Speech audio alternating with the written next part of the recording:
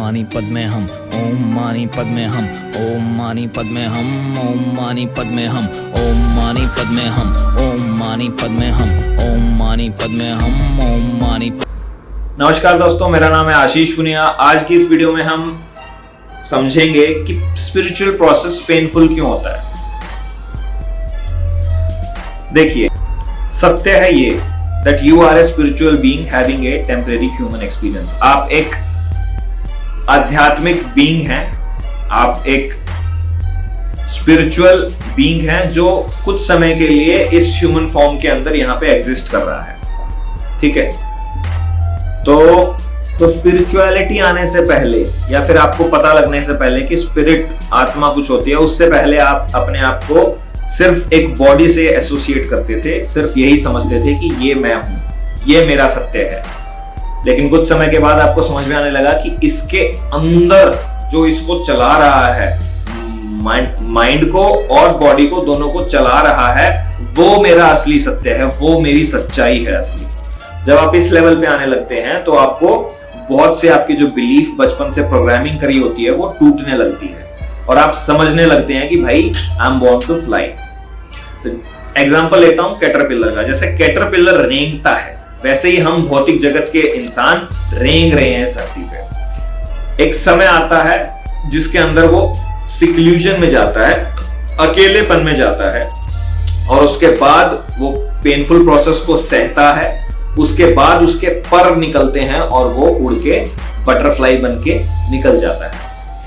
तो यही same process हम इंसानों के लिए भी है कि हम इनिशियली अपने आप को एक फिजिकल बीइंग समझते हैं, भौतिक इंसान, भौतिक जगत के लोग समझते हैं, अपने आप को सिर्फ बॉडी के लेवल पे समझते हैं, सिर्फ भौतिक समझते हैं, बॉडी के लेवल पे अपने आप को समझते हैं कि यही हमारी रियलिटी है। बट जैसे जैसे ट्रुथ के करीब हम जाते जाते हैं, जैसे जैसे अपने खुद के करीब हम आते जाते हैं, हमें समझ में आने लगता है कि I am more than this physical body. मैं इस शरीर से ज्यादा हूं, मैं इस मन के भी परे हूं, मैं वो हूं जो सबसे कनेक्टेड है।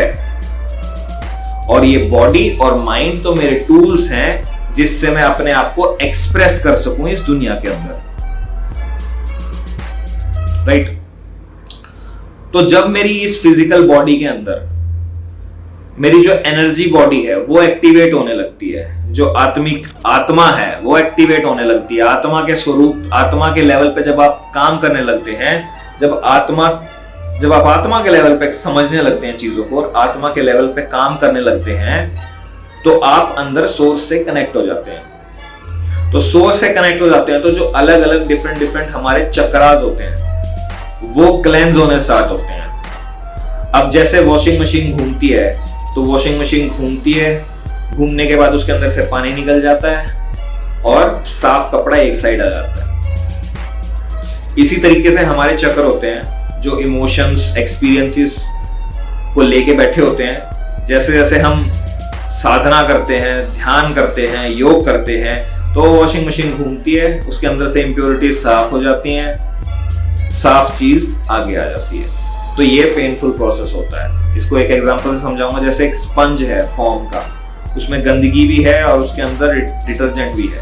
उसको जब हम दबाएंगे ऐसे साफ करके, साफ सफाई करने के बाद जब हम उसको दबाएंगे तो वो निचुड़ता है, उसके अंदर से गंदगी निकलती है और फिर उसके बाद वो बच जाता है। तो सिमिलर प्रोसेस है हमारे चक्रास का। हमारे चक्रास घूमते हैं ट्रायंगुलर शेप के अंदर, उनके अंदर अलग अलग एंगल्स होते हैं, वो घूमते हैं। तो घूमने से इम्प्योरिटीज बाहर निकलती हैं शरीर की, इमोशंस बाहर निकलते हैं और वो चक्रा क्लेंज हो जाता है। तो चक्रा क्लेंजिंग के अंदर पेन होता है उस पर्टिकुलर पार्ट पे जिस चक्रा की क्लेंजिंग हो रही है।